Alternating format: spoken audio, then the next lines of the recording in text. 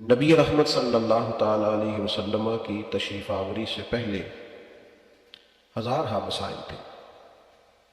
سب سے بڑا مسئلہ کفر کا، شرک کا، عقائد کے بگاڑ کا، اوہام پرستی کا، بے بنیاد باتوں کے وجود کا، پھر عورتوں کے ساتھ ظلم، غلاموں کی بڑی خستہ حالی، حقوق کی پامالی، ہر طرف آزمائش ہی آزمائش تھی۔ اور صدیاں بیت گئی تھیں، آسمان کا زمین سے رابطہ نہیں ہوا تھا۔ اتنے سارے مسائل کے بعد جو آسمان کا زمین سے پہلا رابطہ ہوتا ہے اور جو پہلی وحی نازل ہوتی ہے، اس کو ذرا سمجھیے گا۔ نہ تو وہ بظاہر توحید کی بات کرتی ہے، نہ عورتوں کے حقوق کی بات کرتی ہے، نہ غلاموں کی بظاہر داد رسی کی بات کرتی ہے۔ پہلا رابطہ صدیوں بعد جو آسمان کا زمین سے ہوتا ہے، اور غار حرا کے نورانی ماحول میں جو پہلی وحی نازل ہوتی ہے، وہ کوئی اور بات نہیں کرتی، وہ یہ بات کرتی ہے کہ اقرا، پڑھو، اقرا بسم ربک الذی خلق، اس رب کے نام سے پڑھو جس نے تمہیں پیدا کیا، جس نے پیدا کیا اس کے نام سے پڑھو۔ میں نے عرض کیا مسائل کئی دفعہ زیادہ ہوتے ہیں پر حل ان کا ایک ہی ہوتا ہے۔ وہ جہالت تو عقیدہ توحید کے معاملے میں ہو معاذ اللہ، تعظیم رسالت کے معاملے میں ہو معاذ اللہ، وہ جہالت اولیاء اللہ کے مقام و مرتبے کو سمجھنے کے معاملے میں ہو، وہ حقوق ادا نہ کرنے کا مسئلہ ہو، ان ساری جہالتوں کا ایک ہی حل ہے کہ علم کو فروغ دیا جائے۔ آپ کسی کمرے میں چلے گئے، کمرے میں اندھیرا تھا، آپ جب اس کمرے میں داخل ہوئے تو آپ نے محسوس کیا کہ اس میں بہت سارے موذی جانور جمع ہو گئے، بچھو بھی ہے، چھپکلی بھی ہے، سانپ بھی ہے، کھٹمل بھی ہے، ڈھیر سارے جانور اس میں جمع ہے۔ تو اگر آپ اندھیرے کے بیچ رہ کے ان سارے جانوروں کو پکڑنا چاہیں یا مارنا چاہیں تو نہیں پکڑ سکتے۔ ہو سکتا ہے کہ کوئی جانور آپ کو تکلیف دے، جانور بہت سارے ہیں، کمرے کے اندر مسائل بہت زیادہ ہیں، لیکن ان کا حل ایک ہے کہ آپ کمرے میں اجالا کر دیں، آپ ٹیوب لائٹ روشن کریں، صحیح، آپ کو بہت سارے جانور تو ویسے ہی بھاگتے ہوئے نظر آئیں گے، دوڑ جائیں گے، وہ نکل جائیں گے۔ آپ کو پتہ ہے ظالم وڈیرا اور جاہل پیر یہ اپنے ہاں ادارہ نہیں بننے دیتے،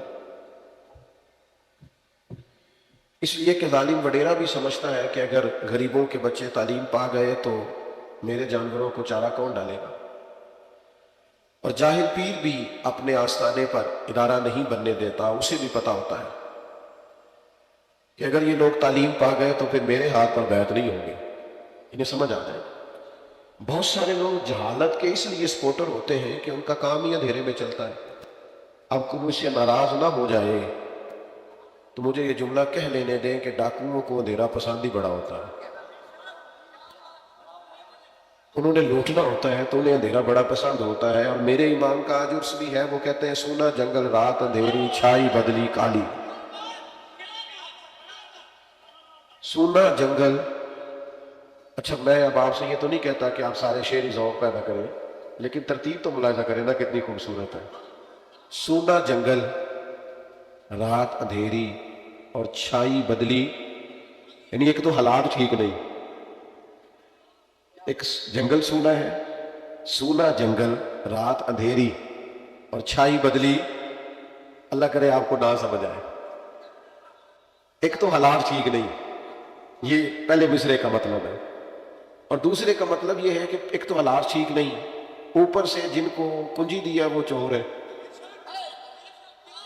ایک حالات ٹھیک نہیں، یعنی سونا جنگل رات اندھیری چھائی بدلی، سونے والوں جاگتے رہنا چوروں کی رکھوالی ہے۔ ایک تو حالات ٹھیک نہیں، اوپر سے رکھوالی چوروں کی ہے۔ اور یہ جو سونا ہے نا، ایک تو وہ والا سونا ہے نا جو نیند آنے پہ سونا ہے، اور ایک وہ والا سونا ہے جو قیمتی بڑا ہوتا ہے۔ تو دونوں کو مشورہ ہے، سونے والے کو بھی مشورہ ہے، اور جس کے پاس سونا ہے نا، ایمان کا سونا، اس کو بھی مشورہ ہے کہ سونا جنگل رات اندھیری چھائی بدلی کا، او سونے والوں جاگتے رہنا، چوروں کی رکھوالی. فروغ علم. میں بڑی درد دل کے ساتھ ایک بات کروں گا. عوام بھی علم کو سپورٹ نہیں کرتی. ہمارا مزاج علمی نہیں، سننے سنانے کا مزاج ہے، سیکھنے سکھانے کا نہیں. مزاج کچھ اس طرح کے بن گئے ہیں، وہ تنکوں کا سہارا ڈھونڈتے پھرتے ہیں. بابا جی سے تعویذ مل جائے، کوئی دو ایک پھوکے کوئی مار دے. اور اتنے زیادہ آستانوں کے بورڈ لگے ہوئے ہیں کہ کسی شہر میں گنے نہیں جا سکتے کہ اب کتنے کو پیر ہیں. لیکن فروغ علم میں کردار کیا ہے؟ کتاب و سنت کی ترویج میں ان لوگوں کا کتنا کو جد و جہد کا حصہ ہے. کام نہیں کرتے. علم کو آپ کی آنے والی ساری نسلیں تبھی بچیں گی جب وہ علم کے زیور سے آراستہ ہوں گی. اگر ہم سپورٹ کرنے لگ جاتے نا علم کو، حالات کچھ اور ہوتے. اپنے بچوں کو مزاج، اور پھر ہمارے ہاں تو باقاعدہ پراپوگنڈا کیا جاتا ہے، وہ پڑھ لکھ کے کہڑا نوکری ملنی. وہ خدا کے بندے، پڑھنا لکھنا نوکر بننے کے لیے؟ پڑھ لکھ کے تو بندہ شہنشاہ بن جاتا ہے.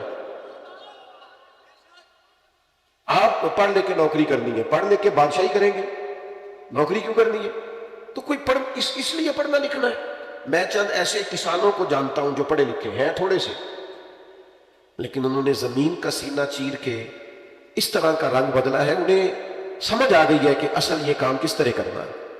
آپ جب تعلیم کے ساتھ جڑیں گے، علم کے ساتھ وابستہ ہوں گے، جب آپ کسی چیز کو پڑھیں گے، آزاد ہو تو فیض کے ذریعے بھی تو انسان چلے. آپ یوں سمجھ لیں جسے فیض ہونا اس کی توجہ علم کی طرف چلی جاتی ہے، اس کا ذوق علمی بن جاتا ہے. آپ کیا سمجھتے ہیں قرآن و حدیث پڑھنے پڑھانے سے انسان کتنا کو فیض یاب ہوتا ہے جو سارا دن ہی مدینے والے محبوب کی باتیں کرے؟ اس پر کتنا کو وہ رنگ چڑھتا ہے، کتنی کو وہ خصوصیت چڑھتی ہے. وہ کبھی قرآن مجید کی آیات کی تفسیر کر رہا، کبھی احادیث مبارکہ کی شرح کر رہا، کبھی وہ تطبیق پیدا کر رہا، کبھی وہ اس سے مسائل اخذ کر رہا، کبھی وہ کسی طرح سے کسی چیز کو سمجھا رہا. علم کا ذوق ہو. میں آپ کی خدمت میں عرض کروں گا، تھوڑی تھوڑی نا طبیعت بنائیں، آپ سیکھنا شروع کریں. یہ بڑا خوبصورت کام ہے. بندے کو شوق لگ نہیں جاتا، یہ شوق لگائیں پڑھنے پڑھانے کا. اعلیٰ حضرت رحمۃ اللہ علیہ سے جب کسی نے پوچھا کہ علم کے ذرائع کیا ہے، تو فاضل بریلوی رحمۃ اللہ علیہ نے فرمایا باقاعدہ کسی عالم کے پاس بیٹھنے سے بھی علم آتا ہے، افواہ رجال سے بھی علم آتا ہے، صحبت علماء سے بھی علم آتا ہے. آپ آئیں جائیں بیٹھیں، مسائل پوچھیں، کچھ وقت گزاریں. میں نے بہت سارے ایسے لوگ دیکھے ہیں جو علماء کی صحبت میں رہتے ہیں، بڑی سنجیدہ گفتگو کرنے لگتے ہیں، ان کو چیزوں کی سمجھ آنے لگ جاتی ہے، چیزوں پر غور کرنے لگ جاتے ہیں. تھوڑا تھوڑا ذوق بنائیں. اگر آپ بالغ ہو گئے تو مسائل نماز کو سیکھیں. اچھا آپ یقین کریں، ہر کام کا ایک ذائقہ ہوتا ہے، یہ مسائل سیکھنے کا بھی ایک ذائقہ ہے. یہ آپ کبھی پیدا تو کریں، آپ کو مزہ آئے گا. یہ بڑا لطف ہے. ہم نے دیکھا ہے لوگ ایک دوسرے کو سوال بھیجتے ہیں، مسئلہ پوچھتے ہیں، کہتے ہیں جناب اس پہ یہ رائے بھی، اس پر فلاں امام کا یہ قول بھی. یہ بھی ایک مزیدار کام ہے. اس سے بڑا لطف آتا ہے. مسائل نماز سیکھیں، آپ حقوق العباد کا علم سیکھیں. یہاں علماء بیٹھے ہیں، میں حوالہ بھی کیا پیش کروں. حضور علیہ السلام نے فرمایا انصاف کا علم بھی سیکھو، رشتوں کا علم سیکھو، تمہیں صلہ رحمی کرنے میں آسانی ہو. ہمیں چیزوں کو سیکھنا چاہیے. غور میں بڑی ذمہ داری سے کہا کرتا ہوں، پھر عرض کرتا ہوں، اگر ساری عوام کو پتہ چل جائے نا شادی سے پہلے کہ 3 طلاقیں اکٹھی دینے سے طلاق واقع ہو جاتی ہے، پر سارے بچوں کو رٹایا جائے شادی سے پہلے، بہت سارے گھر ٹوٹنے سے بچے. لیکن ہم کیا کریں، ہم نے یہاں بھی رٹے رٹائے موضوع بیان کرنے ہوتے ہیں، یہاں بھی مہینے کے حساب سے جمعہ ہوتا ہے. لوگ اس طرف تو آتے نہیں کہ قوم کو باشعور کیا جائے.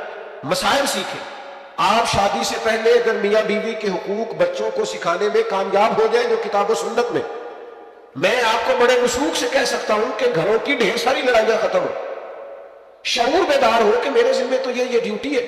ہم سیکھتے نہیں.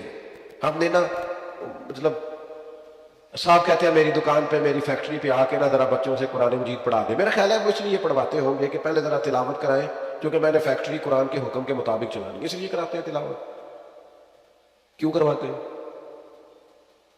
اچھا مجھے بتاؤ، فیکٹری اور دکان شروع سے کرنے سے پہلے قرآن مجید کی تلاوت کرائی جائے اس سے زیادہ برکت ہوگی، یا فیکٹری چلائی اس طرح جائے، دکان چلائی اس طرح جائے جو قرآن و حدیث میں آیا ہے؟ پتہ ہے اس کی برکت کتنی ہے؟ اس کی برکت بتاؤں.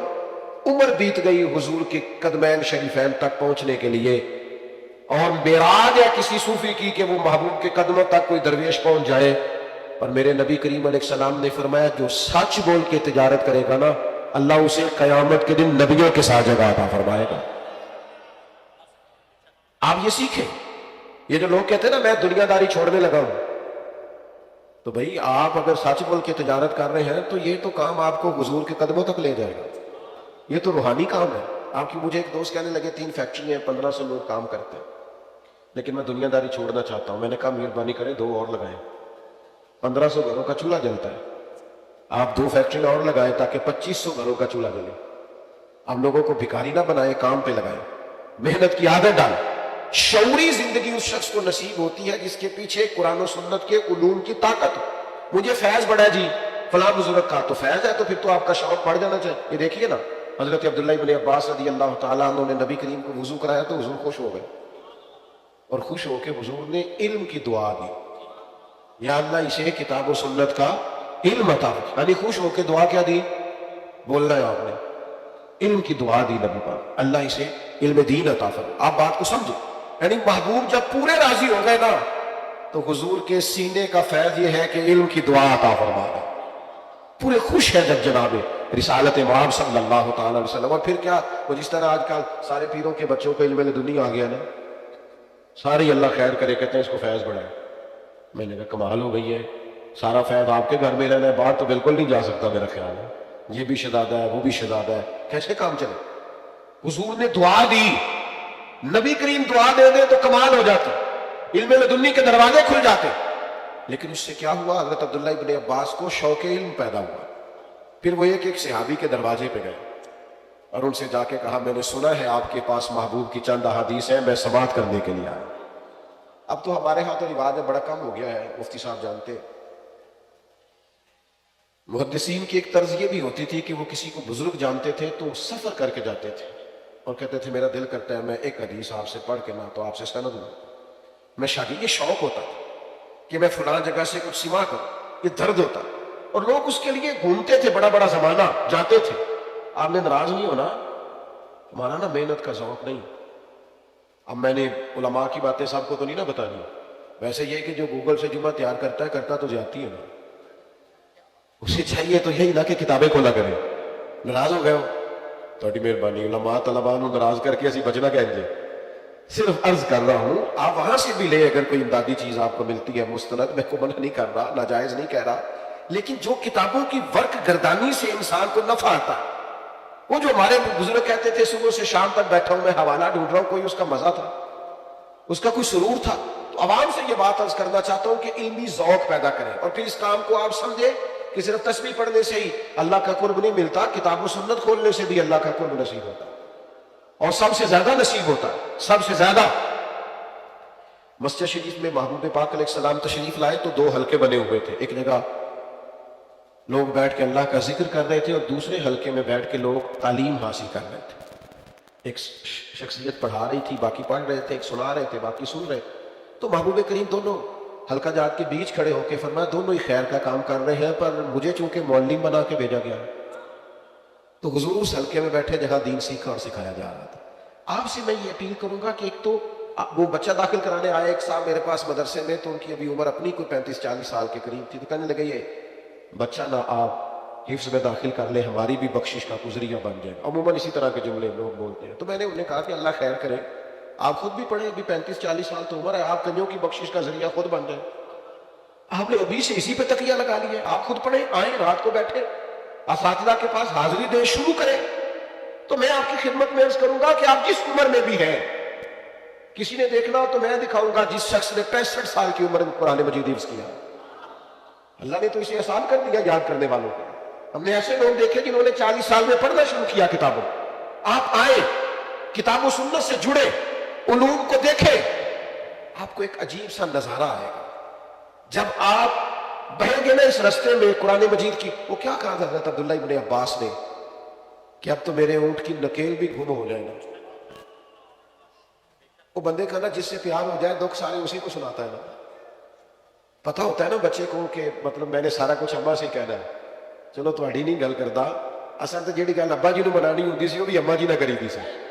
یہ بھی ہوتا تھا بچپن میں کہ والدہ ذرا اماں نو راضی کرنا سوکھا ہے نا، جلدی ہو جاتی ہے، بلیک میل بھی جلدی ہو جاتی ہے. جلدی ابا جی سے بھی جو من تو بچے کا پتہ ہوتا ہے کہ میری ساری دلچسپیاں ہی ماں سے. حضرت عبداللہ ابن عباس نے اس طرح قرآن مجید سے دلچسپی قائم کی, اس طرح وابستگی ہوئی, اور میں کہوں گا اتنی دل بستگی ہوئی کہ پھر کہنے لگے میرے اونٹ کی نکیل بھی گم ہو جائے تو میں کسی اور کو دکھ نہیں سناتا, قرآن سے پوچھتا ہوں, قرآن ہی مجھے بتا دیتا ہے. تو جڑو نا اللہ رسول کے کلام کے ساتھ, آؤ نا میرے بھائی اس رستے کے مسافر بنو. باتیں جو کہ زیادہ نہیں کرنی, جتنا سیکھنا ہے وہ بحث کے لیے نہیں سیکھنا, عمل کے لیے سیکھنا. ہمارے یہاں نا مطلب آپ نے ناراض نہیں ہونا, جو 4 مسئلے سیکھتا ہے نا ایک خطیب صاحب سے, وہ دوسری مسجد کے امام سے جا کے بحث شروع کر دیتا, ادھر سے سوال پوچھتا ہے ادھر لڑائی شروع کر دیتا. آپ جو سیکھیں عمل کے لیے سیکھیں. میں ایک طالب علم ہوں اور میں کوئی ایسی بات نہیں کرنا چاہتا جس سے محسوس ہو کہ میں کوئی بزرگانہ گفتگو کر رہا ہوں, یہاں علماء بیٹھے ہیں, لیکن میں نے اپنی زندگی جتنی گزاری ہے اس کا نچوڑ آپ کو عرض کرتا ہوں. جب بندہ علم پر عمل کرتا ہے تو سکون بڑا آتا ہے, اسے محسوس نہیں ہوتا کہ میں 2 کشتیوں کا مسافر ہوں, الجھا ہوا نہیں رہتا. اس کی جو عملی زندگی ہے نا وہ اس کے دل کو ٹھنڈا کرتی ہے. جب انسان بہت زیادہ علوم سے واقف ہو, بڑی باتیں کرنی آتی ہوں, بڑا سمجھدار ہو, سب لوگوں سے کہتا ہو کہ میں بڑا باشعور ہوں, لیکن عمل کے حساب سے زیرو ہونا, تو سب سے زیادہ وہ خود تکلیف میں ہوتا ہے. اس کی گفتگو دیوانوں کی گفتگو ہوتی ہے, کیونکہ وہ صرف گفتگو کا قائل ہے. آپ جو پڑھیں, جو سیکھیں, پھر اس پر عمل کریں, اپنی زندگی عمل والی گزاریں. مفتی صاحب کے بارے میں بہت سارے لوگ بڑی ساری باتیں کرتے ہیں. مجھ سے ایک صاحب نے کہا مفتی صاحب کے پاس آپ اکثر ہی چلے جاتے ہیں, تو میں نے کہا باقی وہ عالم کتنے ہیں, فاضل کتنے ہیں, یہ تو علماء صاحب لگائیں گے, میرا ان کے بارے میں صرف اتنا تجزیہ ہے کہ مفتی صاحب شریف آدمی ہیں. اب یہ دیہاتی سا تجزیہ ہے, تو مطلب یہ کہ آپ اس کا کوئی بھی مطلب نہ نکالیے گا, باقی بھی سارے شریف ہی ہیں. عرض کرنے کا مقصود یہ ہے کہ بعض لوگ اپنی مزاج میں ایک نفاست رکھتے ہیں, ان کی طبیعت میں ایک ٹھہراؤ ہوتا ہے, بعض لوگوں کے دلوں میں نرمی ہوتی ہے, رقت ہوتی ہے. جب آپ بہت باشعور ہو نا, پھر آپ کو بہت زیادہ وزادار بھی ہونا پڑتا ہے, آپ کو اپنا عالمانہ وقار بھی قائم رکھنا ہوتا ہے. ابھی تھوڑی دیر پہلے میں ایک جگہ پہ عرض کر رہا تھا کہ اگر کوئی اونچی کرسی پہ بیٹھتا ہے نا, تو پھر اسے تھوڑا سا جنہاں نے پھر کے سیرتے چایا, پھر قدم رکھن ڈال ڈال کے, پھر انہیں محتاط بھی زیادہ ہونا چاہیے. آپ کا دعویٰ پیشوائی اور مقتدائی کا ہے, تو پھر بھئی آپ کا تقویٰ بھی تو شاندار ہونا چاہیے. آپ اس لیول کے ہو, معیار ہو. آپ نے اگر کچھ پڑھا ہوا ہے, آپ باشعور ہیں, پھر اس پر عمل کریں. آپ گفتگو نہ سنائیں کہ جناب وہ میں تو فلاں ڈگری رکھتا ہوں, تو میں تو جناب BBA کیا ہوا ہوں, تو میں تو MSc. ٹھیک ہے آپ ہوں گے, لیکن آپ کا اٹھنا بیٹھنا بتائے گا آپ کتنے تعلیم یافتہ. میں ایک دفعہ فلائٹ میں سفر کر رہا تھا, عمرے کی فلائٹ تھی, تو ایک بزرگ داخل ہوئے. تو اب ظاہر ہے سارے لوگ تو نہیں نہ جانتے, اکثر سفر نہیں کرتے. عمرہ شریف کا سفر بہت سارے لوگ دیہاتی بھی کرتے ہیں اور کئی دفعہ پہلا بھی ہوتا ہے. تو جس طرح ان کو اندر آئے, جو سیٹ خالی دیکھی اس میں بیٹھ گئے. تو عملہ جہاز کا ان کو اٹھانے لگا کہ آپ یہاں سے اٹھیے اور سیٹ نمبر جو ہے آپ کا, اس کے مطابق آپ اپنی نشست پہ تشریف لے جائیں. تو پیچھے ایک جوان بیٹھا تھا, تو وہ کہنے لگا ہے ساڑھے پنڈ دے بندے نہیں سیانے ہو سکتے, کتنے تعلیم پڑھی ہوئے تو انہیں پتا ہوگا نا. تو میں نے پیچھے پلٹ کے دیکھا, میں نے ان سے کہا بزرگ آپ کے گاؤں کے؟ کہنے لگے ہاں. تو میں نے کہا تعلیم ہے آپ کی؟ تو انہوں نے کوئی ماسٹر کی ڈگری بتائی. تو میں نے کہا اس وقت آپ کے ہاتھ میں ڈگری ہوتی تو پکڑ کے پھاڑ دیتا ہوں. اگر آپ کو پتہ چل گیا تھا یہ آپ کے گاؤں کے ہیں, بیچارے سادہ ہیں, تو پھر تو آپ کو اٹھ کے ان کو پکڑ کے لانا چاہیے تھا, پھر تو آپ کو ان کو نشست پہ بٹھانا چاہیے تھا, سیٹ بیلٹ اپنے ہاتھوں سے باندھنا چاہیے تھا, پانی کی بوتل پیش کرنی چاہیے تھی, اور یہ کہنا چاہیے تھا بزرگوں میں فلاں جگہ بیٹھا ہوں, ضرورت پڑی تو آواز دے لیجیے. یہ سکھایا آپ کو. یہ تو آسان کام ہے کسی کو جاہل کہہ کے جان چھڑانا, تو آسان ہے. لیکن میرے نبی کریم کا کمال یہ ہے کہ حضور نے جاہل کہہ کے لوگوں کو چھوڑا نہیں, بلکہ پکڑ کے عالم بنا دیا ہے, مقتدا اور پیشوا بنا دیا ہے. خود نہ تھے جو راہ پر اوروں کے رہبر بن گئے, خود نہ تھے جو راہ پر اوروں کے ہادی بن گئے. وہ کیا نظر تھی جس نے مردوں کو مسیحا کر دیا, وہ کیا نظر تھی جس نے مردوں کو مسیحا کر دیا. تو شعور بانٹے, شعور. اگر آپ بہت پڑھے لکھے ہیں اور آپ کے ماں باپ ان پڑھ ہیں, تو پھر آپ کے حوصلے کا پتہ چلے گا, پھر آپ کے حوصلے کا پتہ چلے گا. امام اعظم سے بڑی مثال میں کہاں سے لاؤں. ایک خطیب تھے, ایک وائز تھے بغداد کے, کوفہ کے. تو امام صاحب کی اماں امام صاحب سے کہا کرتی ان سے جا کے مسئلہ پوچھ کے آئے. تو امام صاحب کہتے ہو تو میرا شاگرد ہے. تو کہتے نہیں آپ اسی سے پوچھیں, کئی لوگ معروف ہو جاتے ہیں نا, انہی سے پوچھیں. تو امام صاحب اپنی یہ ہے علم कि कुरान ने कहा उफ नहीं करना तो नहीं की, जिद नहीं की। गए जाके उस शख्स ने कहा जनाब मसला बताइए, तो वो कहने लगे उस्ताद जी मैंने मसले बताने, मसला तो आपने बताना है। तो फरमाने लगे मेरी अम्मा चूंकि आप पे मुतमईन होती है तो इस सवाल का जवाब मैं आपको बताता हूं, फिर आप मुझे बताएं। तो फिर आपका नाम लेके मैं अपनी अम्मी को बताऊंगा।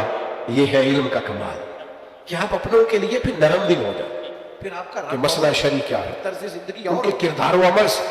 पीराने मशरिक के खामोश, कोई हज़रत बायज़ीद बुस्तामी फरमाया करते जिसने हमारी खामोशी से कुछ नहीं सीखा, इतने उसने फिर हमारी गुफ्तगू से क्या सीखना है।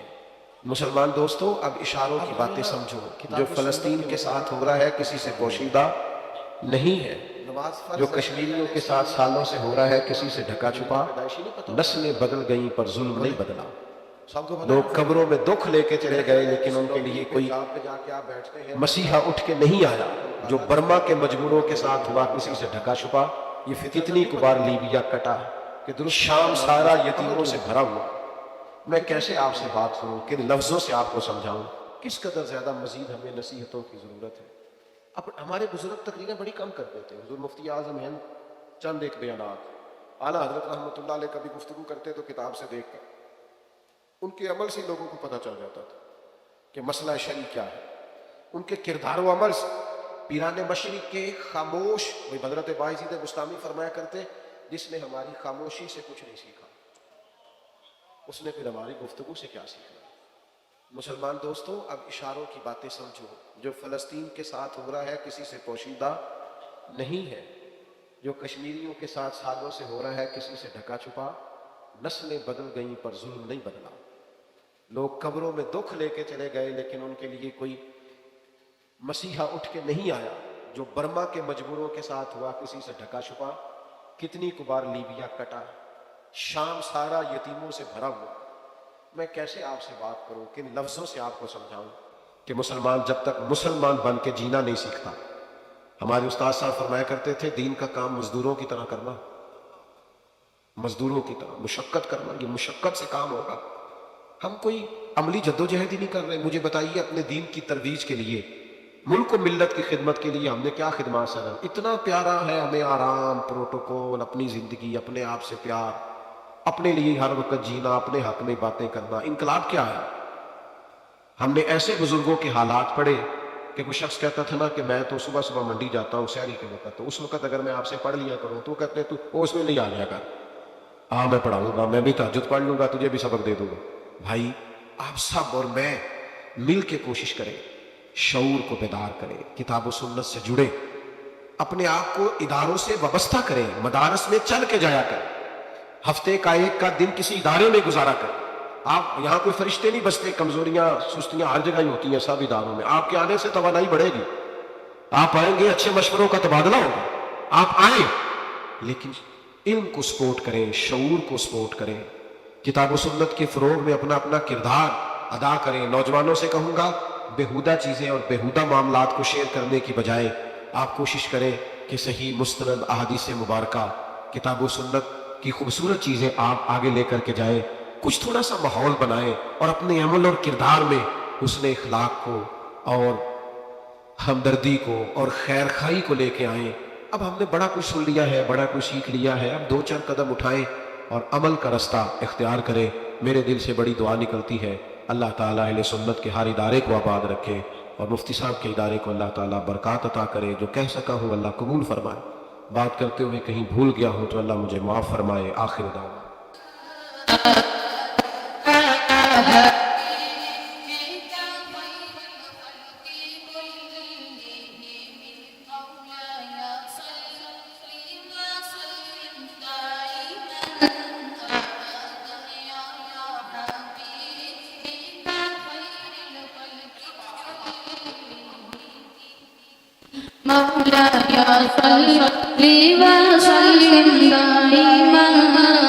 मोहम्मद साद मोहम्मद आदिक करते हैं।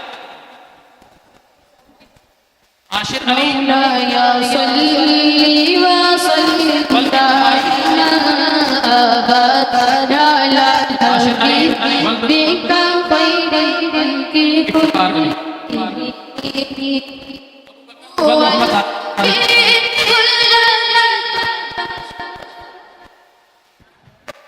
ابو بکر ولد محمد طارق مولاي طیب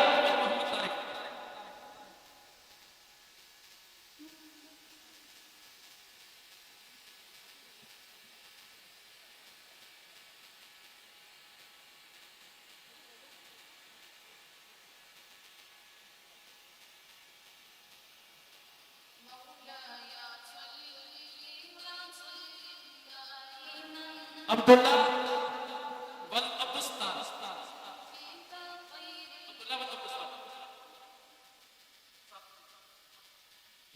یہ بولو گے اس کے بعد درس نظامی والے وہ طالب علم جنہوں نے جامعہ کے قرآن میں درس نظامی مکمل جو ہے وہ کیا ہے الحمدللہ یہ ہماری پہلی کلاس ہے بچوں کے تو بہت سی کلاسیں جو ہے وہ فارغ التحصیل ہو چکی ہیں لیکن بچوں میں جو ہے یہ الحمدللہ پہلی کلاس ہے اس میں محمد حسین خاتم حسین محمد حسین خاتم حسین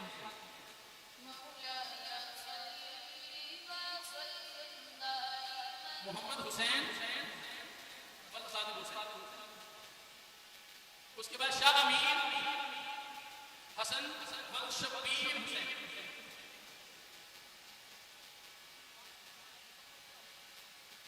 آگے محمد جمشید غلام عباس محمد جمشید غلام عباس غلام مصطفیٰ ولد غلام نبی غلام مصطفیٰ ولد غلام نبی مفتی محمد امان اللہ صاحب یہ ماشاءاللہ بہت بڑا ادارہ بھی چلا رہے ہیں اس لیل کے درمیان سے ان کا تعلق ہے اس کے بعد مفتی محمد ندیم صفدر صاحب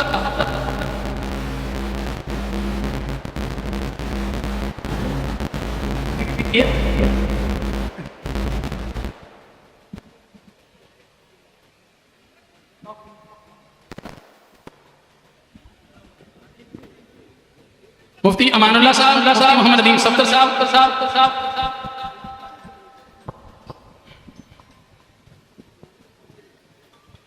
اس کے بعد مفتی عبد الواحد صاحب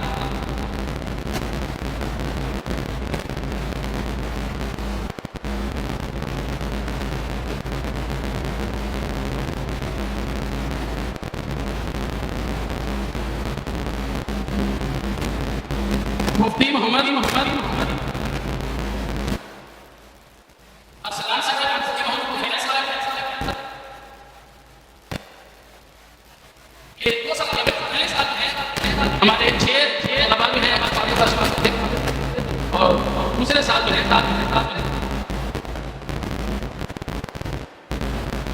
محمد لعیق نواز مفتی محمد لعیق نواز مفتی محمد ابو بکر صدیق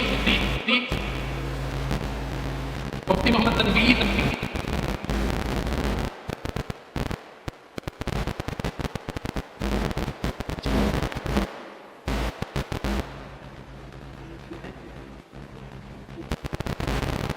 مفتی محمد حبیب ظہوری صاحب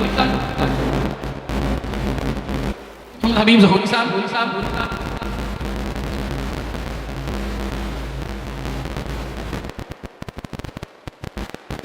مفتی محمد ارسلان مفتی محمد عارف برادری مفتی محمد عارف اور ہمارے درس نظامی کے ایک ساتھ رہ گئے تھے مولانا اسلم پرویز اصل میں معذرت میری ڈائری ڈوری ساری ادھر ہی رہ گئی اس میں نے سارے ترتیب کے ساتھ نام لکھے ہوئے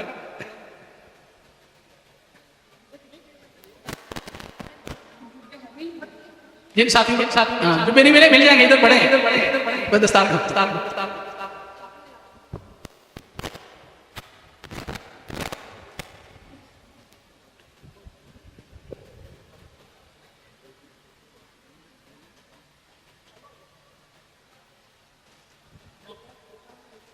جی کوئی ساتھی رہ تو نہیں کیا مجھے بتا دیں تخصص والے ساتھی کو رہتا تو نہیں سارے ہو گئے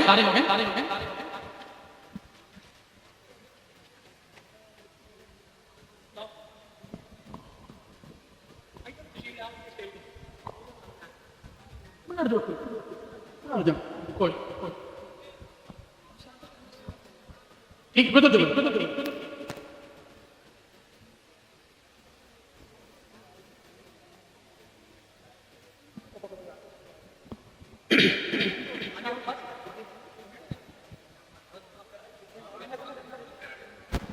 امین جبا جبا ٹھیک ٹھیک جی تمام تمام تمام تمام